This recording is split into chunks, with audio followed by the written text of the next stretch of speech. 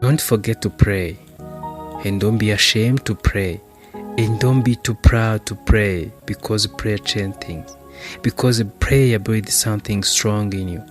Don't forget to tell Jesus all your situation.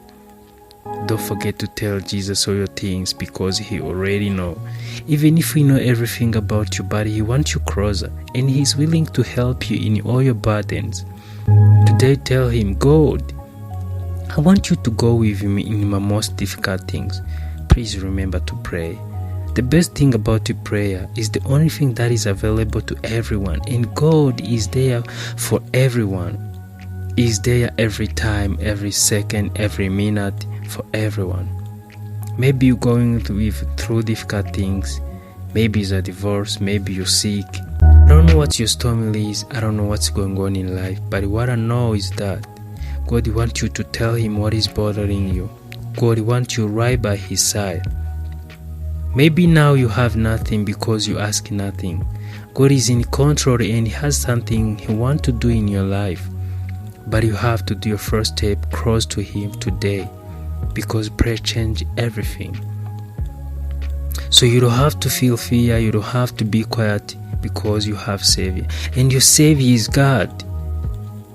You are telling your problem to your neighbor, to your friend, to your parent, to your homemate, but day to day nothing changed in your life. But you are forgetting that God can do something about your problem, can do something for your problem. God can help you in that problem. So as you talk to your friend, as you talk to your mom, as you talk to your papa, today talk to God. He will not tell your secret to others. He will not tell someone about your problem. But of course, he will answer your all problem, because he is the king of every creation, and I know that you are included too. So tell him about yours. Tell him about your situation. He will do something about it. And if he didn't, just wait, because God knows your time. Because before time is not your time, after time is not your time.